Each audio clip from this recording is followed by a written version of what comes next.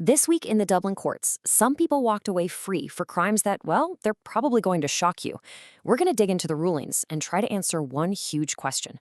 Are these sentences actually making our streets any safer? Right here, this is the Criminal Courts of Justice on Parkgate Street. You might work past it every day, but what you've got to remember is that the decisions made inside these walls, they have a direct impact on how safe you feel walking through the city every single day.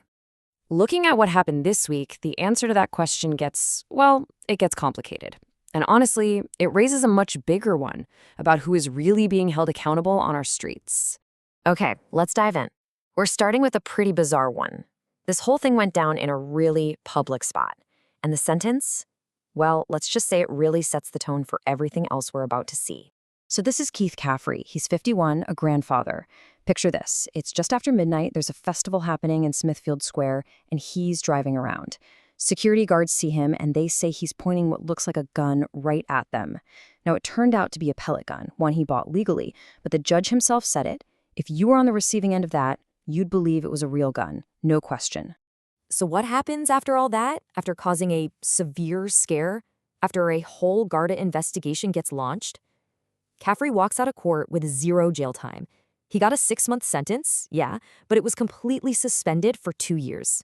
You might think, okay, that's one weird case, but it's not. Caffrey's case wasn't some one-off. When you start looking at the other rulings from just this week, a pretty worrying pattern starts to show up, especially when it comes to weapons on our streets. Just look at this. You've got a realistic-looking gun at a festival packed with people. You've got a guy with a large knife right outside the International Protection Office, and another guy with an open switchblade down on Wellington Quay. 3 totally separate, threatening situations, and the outcome for all of them? No jail time. And if you want to get a real sense of the kind of disorder we're talking about, let's look at this Shondo Alpha case. This guy wasn't just carrying one knife. He had a switchblade and a steak knife. And when the Gardaí arrested him, he spat at them.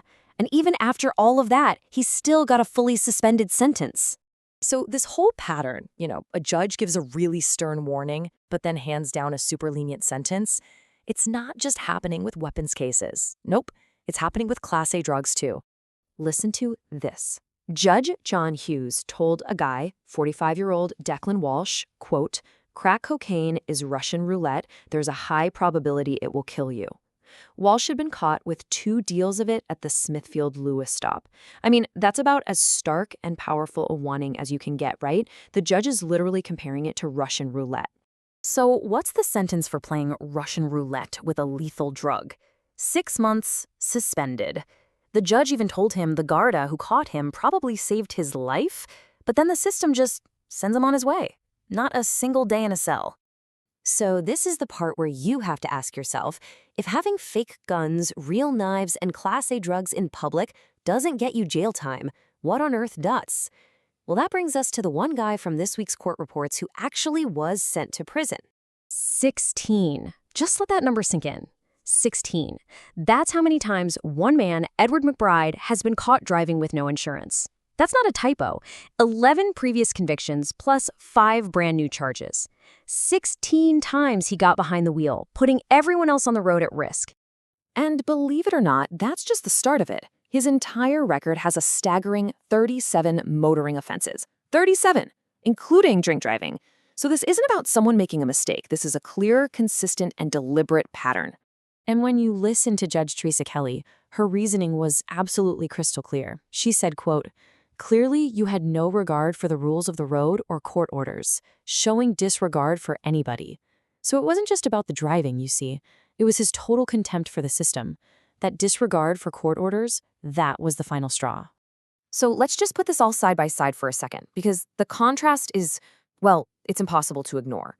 You've got 3 different cases of people with weapons on the street, and they all get suspended sentences or probation. Then you have one guy who serially drives without insurance, and he gets a year in jail. So what are we supposed to take away from all this? When you step back and look at this week's sentences as a whole, what does it actually tell us about the justice system's priorities? Like, what is most important when it comes to actually protecting the people of Dublin? Well, the numbers kind of tell the story, don't they? We looked at 9 notable cases this week. Out of those 9, 4 ended in suspended sentences. 2 guys got off with the Probation Act, and only one, just one single person was actually sent to jail. And all of that leaves us with one last really important question. If a man with a switchblade walks free, but a man with no insurance gets locked up, is our system more focused on punishing someone for repeatedly defying its authority than it is on deterring the immediate physical threat of harm from weapons on our streets? It's definitely something to think about.